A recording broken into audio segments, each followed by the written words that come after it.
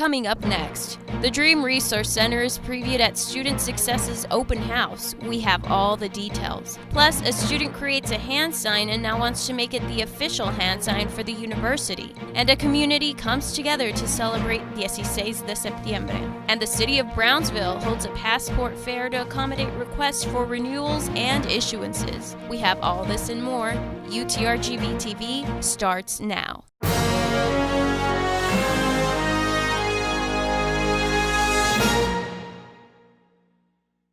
Thank you for joining us on this week's UTRGV-TV edition. I'm Juliana Quiroz. For this week's top story, the Dream Resource Center is set to be housed in the Center for Diversity and Inclusion later this month. Our reporter Ileana Moreno went out to the Student Success open house to bring you the preview of the center.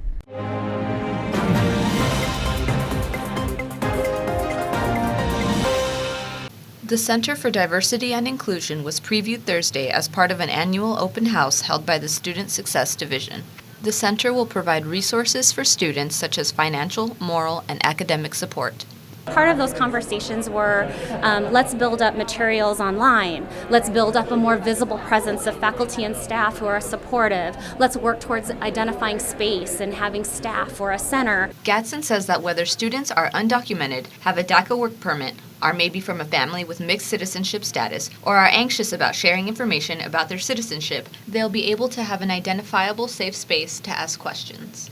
In Edinburgh, the Dream Resource Center can be found in the University Center, room 306A, while in Brownsville, you can find it at the Student Union in room 1.20. Student organizers believe that the Dream Resource Center is the start of something better. It is limited with the resources they have, and it's something that maybe not what we asked for back then, but it's a start to it. We see maybe growth on it. It's very small, and the space right here behind me is going to be shared by like maybe 5 or 6 different things. It's not just going to be a dream center. Student Josue Peña says that although student organizers haven't been in talks with administration, they'll still do their part in encouraging other students to become Dream Zone advocates. This center has been fought for over 2 years, and even longer than that. People have come to the community and asked for this, and now it's available. Finally, we have something that says it's a victory. Anybody who's out there who's undocumented or DACA should feel that this is a victory. A small victory, but a victory as a whole. The official opening is scheduled for the end of September or the beginning of October. In Edinburgh, for UTRGV-TV, I'm Ileana Moreno. In other news, a student creates a hand sign for an on-campus organization and now wants to make it the official hand sign for the university. Here's the story. What started off as a meaningless hand sign for a new organization We were just messing around with our hands, trying to think of other ways that we could form a V. has quickly taken UTRGV by storm, as this powerful mark even reached President Bailey himself. With your right hand, you think guns up, because vaquero in English translation is cowboy. And then with your left hand, this is the hand sign for Texas, so the panhandle, and we're down here. And then together you form the V. This student created the hand sign originally for the official student section called the Herd, but says he wants it to become the official hand sign for the university. I just want to help us distinguish ourselves from other universities. It sets us apart.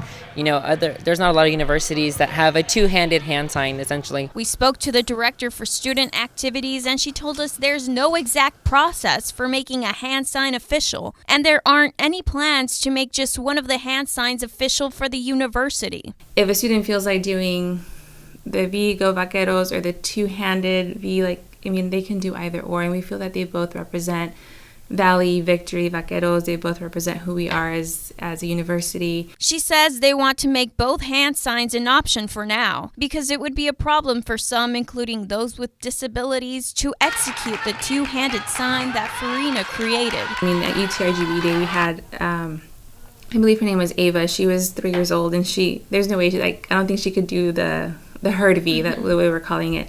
But she was able to do the other one. As for Farina, he is still ecstatic about the possibility of having his hand sign become the only one to represent his university. That would be so awesome to know that we are helping and establish these traditions that are going to live on to become a legacy here at UTRGV. In Edinburgh, for UTRGV-TV, I'm Juliana Quiroz. The city of Brownsville holds a passport fair to accommodate the high volume of passport requests for renewals and issuances. Here's our reporter Rocio Villalobos with the story. The county clerk's office hosts 15 to 20 fairs each year and processes about 120 passports during a regular work week. People come into our office and most of them, if they want to do a renewal, they can go ahead and process their application here with us as well. Or we go ahead and assist them, that way they can go ahead and process them themselves. The office is equipped with 40 agents who can review documents, take passport photos, and otherwise help expedite the process. Any U.S. citizens with birth records proving their legitimate residence are being denied the renewal of their passports due to the State Department's suspicion of falsely registered information. Luis Cisneros shares how his application 10 years ago was a simpler process. It was much simpler because all you had to do was fill out the application and they didn't ask for the same information as they are now requesting. For those who have any doubts in filling out their passport application, take this opportunity to attend these events where they help you apply. The concern has risen from an allegation that midwives who worked along the border from the 1950s to 1990s signed U.S. birth certificates for babies born in Mexico. I've been receiving a lot more calls about people with concerns about whether they should apply for passports or what should they do. Her recommendation is that anyone born through a midwife make an appointment with an attorney who can help with the application submission to potentially prevent further questioning. If the government reviews your application and it raises some red flags or raises some issues about whether you were actually born here or not, you could be placed in proceedings and have to defend yourself. While many of today's applicants said the passport renewal process has become more difficult, they expressed their gratitude for the agents of the Cameron County District Clerk's Office for walking them through the process and answering any and all questions. In Brownsville, for UTRGV-TV, I'm Rocio Villalobos. UTRGV is hosting Internship Week, where students can use this opportunity to improve their resumes and attend presentations in both Edinburgh and Brownsville. Students from all majors have the opportunity to learn about internships available locally and on a national level. UTRGV alumni who had the opportunity to complete internships during their college careers will be speaking to current students to motivate and talk about their experiences. And so this allows students to ask questions to our panelists, just to kind of get to know more about what they did to find their internship, how they benefited from their internship, and what they learned in terms of their experience. UTRGV students interested will have until Thursday to attend the various presentations. And here's our reporter Samantha Alemán with this week's UTRGV-TV Noticias en Español. La Iglesia Católica Resurrección en Álamo organizó la fiesta mexicana. Este evento celebró el 208 aniversario de la independencia mexicana. Ahora también por esta cultura mixta que tenemos aquí en el Valle, pues tenemos que celebrar con la gente y lo busca la gente. Y lo hemos visto el día de hoy con tanta cantidad de gente. Qué hermoso que se pudo juntar esto. El mariachi, el folclórico, los guisados y los antojitos no pudieron faltar en este evento, ya que son una gran parte de la cultura mexicana. Venimos a apoyar y ver la alegría, el compañerismo del cual se disfruta dentro de este evento. Es un ambiente muy agradable. El evento concluyó con el Grito de Dolores. El grito es tradicionalmente dicho en la noche del 15 de septiembre, iniciando con las fiestas patrias. Para UTRGV-TV Noticias en Español, soy Samantha Alemán. And here's Ileana Luna with this week's sports highlights.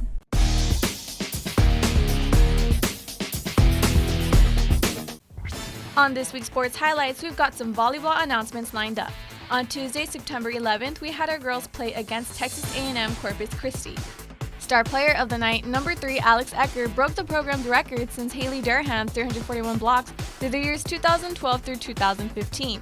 Ecker broke that with a total of 343. This was a historic night for you. You did break a record. How does one break a record like this?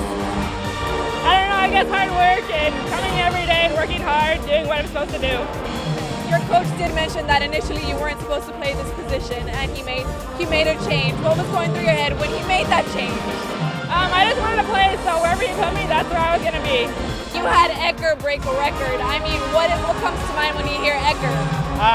She's just been so steady for us for 4 years. And to break a blocking record, she came in here not expecting to play middle. And we saw her block one time in practice, and we're like, you're going to be a middle the next 4 years.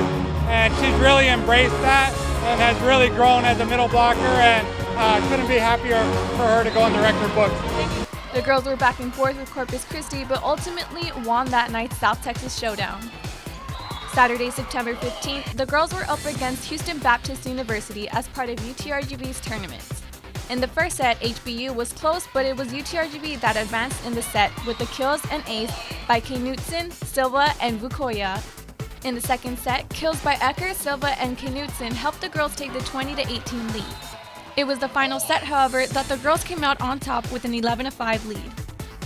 And a few thoughts from head coach Todd Lowry on the girls' teamwork. We knew that today was going to be a challenge. Completely different environment in the gym, Saturday afternoon, coming off a huge crowd last night and a very competitive match. So we talked to the girls about creating their own energy on the court, and everybody's a little tired. So overall, I was happy with the way the girls came out and performed. They would get in a rhythm, and they did really well for a while, and then they would kind of relax, and that's typical after a big day. And so, we're happy to get out of here with a win. That's a pretty good team that put it on us up there, so we're happy to get that one back. That does it for this week's sports highlights, but to keep up to date on full schedules and tickets, visit goutrgv.com for the latest. Reporting for sports, Ileana Luna.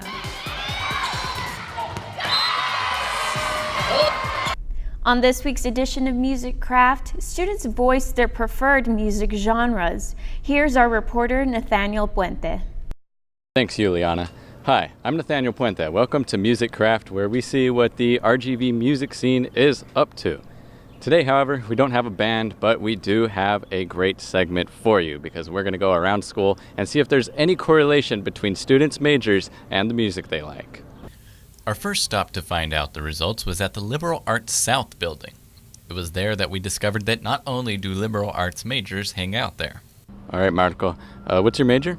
Mechanical engineering. Mechanical engineering. So what kind of music do you like? I like rock, alternative rock, and basically all the 80s rock.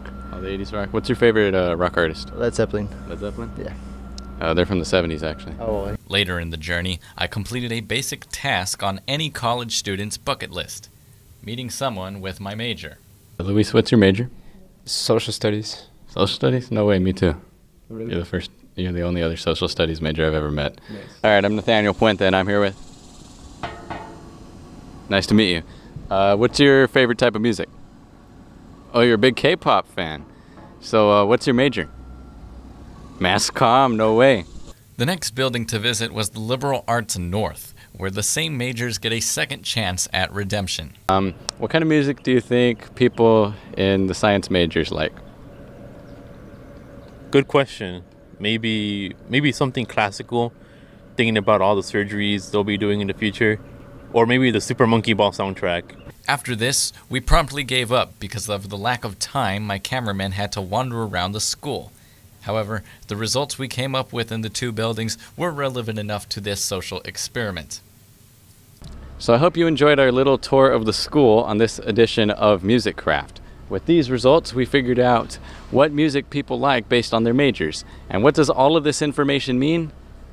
I have absolutely no idea. Reporting for UTRGV-TV, that's still a little weird to say, I'm Nathaniel Puente.